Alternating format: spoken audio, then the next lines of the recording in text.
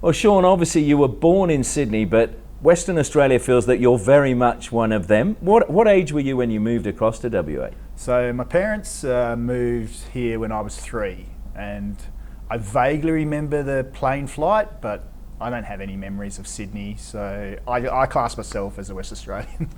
Well, I think Western Australia does too. Now, your early football involvement, I mean, you were obviously at Sorrento as a junior and came through the ranks there. Did you have ambition then?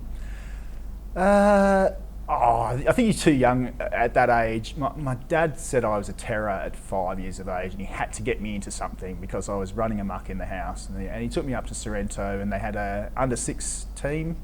I don't think we played any games or anything, but it was just like training. And he just said, you took to it. It was one of the first things I got you into, and you sort of loved it from the start. So, yeah.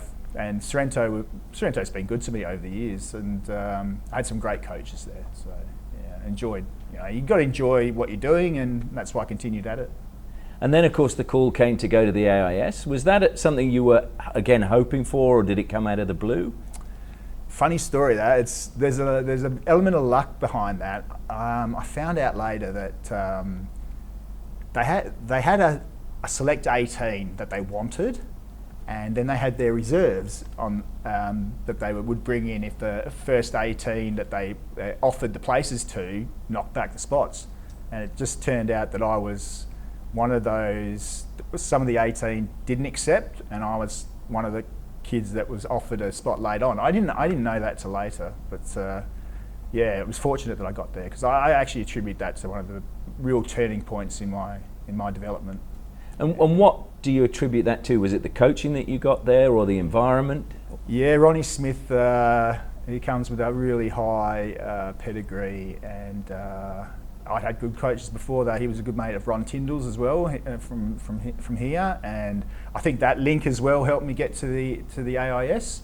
But the AIS is more than just training. It's the psychological stuff behind. It's just the fitness, taking care of yourself. It was a whole education, and the strength and conditioning was the main thing. I think I went in as a 72 kilo kid and came out 83 kilos, and I'd been in the gym pretty much 2 or 3 times a week, and that's the major difference. You just get that focus on your development, which English kids are used to, but Australian kids we weren't. We were just training 2 nights a week.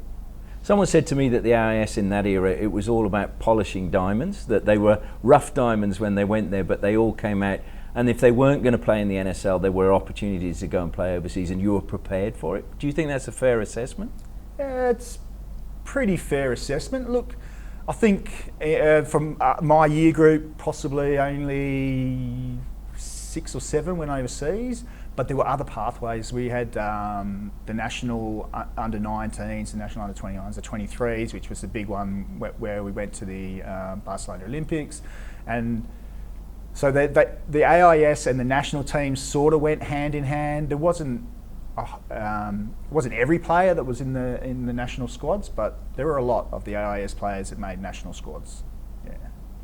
If we look at the year after the AIS, 1989, it seems to me that was the year where it really all happened for you. You came back to Perth, played for Perth Italia, and then you were selected for the Australian under-20s in the World Cup qualifiers. And then in May, you made your senior debut for the state team against Millwall in a 1-0 loss at the Velodrome. And then not only that, you went on loan into the old NSL. So do you look back on that as a turning point in your career? I do.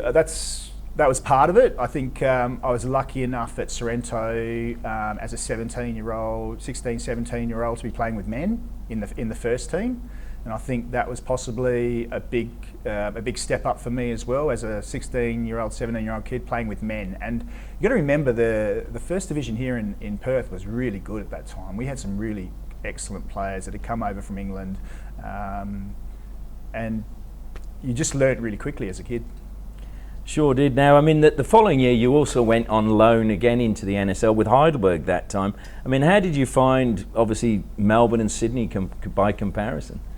You just grew up, because I was 18, 19 years of age, living away from home, sometimes barely managing to make ends meet because I was at Blacktown City, and if I didn't play in the games for Blacktown City, I was only breaking even, like paying my rent, paying food, all that sort of stuff. So it was a real wake-up call, and you just matured so quickly. Yeah, I enjoyed those experiences though; they were great. I'm sure you did. Now, you also played in the Olympic qualifiers, as you touched on, for Barcelona, and Australia qualified there. Those were against South Korea and the Netherlands. And then in Barcelona, you started all 6 games there. And Australia had a really good run, didn't they? And I mean, you scored the deciding goal in Australia's defeat of Sweden in the semi-finals to take you through to a medal match. Yes. Don't look too closely at that goal because I'll claim it because it came off my boot, but yeah, it was a wicked deflection, to be fair. That was surreal. The Barcelona Olympics was what made our careers, basically. We had a hell of a run getting there. That was a story in itself, beating the Dutch, and then actually being at Barcelona was just amazing to be in an Olympics. One of the highlights of my journey as a footballer was going to the Olympics. And but then following the Olympics and having such a good tournament and finishing 4th, it was half the team got picked up by foreign clubs. That, like, those careers didn't all work out, but fortunately mine did, and a fair few others from that time. And that was the first real number of Australians that went overseas as a group. Like, we'd had Frank Green before that, Graham Arnold, Robbie Slater, but this was like it felt like, you know, a whole group of us had gone at once, and we were all similar ages, and you know, and Mark Bosnich was also one of those that was already there. But yeah, it was good. The Barcelona Olympics made a lot of careers. Yeah. Really, those Olympics put Australia on the map, because I don't think anybody expected you to make it through to the semi-finals. No, I think we were probably, the experts probably thought we'd go out in the first stages. I remember the games and the lead up to that. We got there early. We got there 2 weeks early. We acclimatised. It was quite warm in Barcelona at that time. We did everything right. We didn't go to the opening ceremony. We had the game the next day, and the boys were really focused and took it seriously. And I mean, it would be easy to get overawed by being at an Olympics, but we would, like, the coaches kept us pretty level, and they were determined that we would do well in the tournament, and fortunately we did. We got off to a rocky start, but obviously making the semi-finals was massive. It wasn't obviously the way we wanted to go out to Poland, but yeah, we'd had 5 good games before that, or 4 good games before that. So yeah. Do you look back now on that bronze medal match, 1-0 down to Ghana? Do you think of what might have been? Yeah, it's a missed opportunity, definitely, and you get missed opportunities throughout your career. But yeah, that was pretty. I mean, it was the first time I think that 3rd and 4th didn't get a bronze as well, which I fully understand. But yeah, would have been nice to have gone away with a medal. I think anyone who goes to the Olympics wants a medal. Yeah. Absolutely. Now, you mentioned obviously that it was a real sort of launching pad for all of you, and especially your career, because you then got signed by Notts County. But it wasn't plain sailing at Notts County to start with, was it? You struggled early on. Struggled massively early on. It was a steep learning curve, and obviously I'd gone there quite late at 21 years of age, and they had just dropped out of the old First Division, which was. The following year was the start of the Premier League, and they had had some really good players, and I had to bide my time, wait my turn, and things got a little bit complicated as well, because the manager got sacked, and then the youth team manager got promoted to manager, and obviously he had his boys that he'd been developing in the youth team, and I had to then go to the back of the queue of that. But I was sort of reasonably confident, but it was just a matter of getting an opportunity, and that was what I was sort of fretting about. It was literally the last 3 months of my contract that I actually got to play in the first team because of an injury crisis. And to anyone who thinks it never happened, that was the my saving grace, that I'd waited and sort of been patient. I was getting really agitated, but I managed to take my chance when it came. Yeah. And you got a Player of the Year award there, so I mean, obviously you must have done okay. It was a rough season. It was slim pickings for Player of the Year that season. I think we only just narrowly missed relegation, and I think maybe it was I was a little bit of a bright light at the end of that sort of dark season. We managed to stay up, but yeah. I mean, you moved to West Bromwich Albion, and again, that was a different set of problems because you actually had hernia issues there, which delayed you getting into the team. I mean, did you think, oh no, here we go again? Again, I was at the I debuted at centre back, and then I got shifted to right back, and then I'm not a full back, and anyone who's played with me knows I'm not a full back, and that was interesting. That was an interesting time at West Brom. I still enjoyed it, but I had the injury problems as well, and that was halfway through my time at West Brom, and so it just took time to get back. Yeah. And then, of course, the next move was to Sheffield United, where I think a lot of people remember you and your time there, and it seemed you were really happy. And again, it was like you got there, you then made your Australian full international debut the same year, I think it was, against Chile.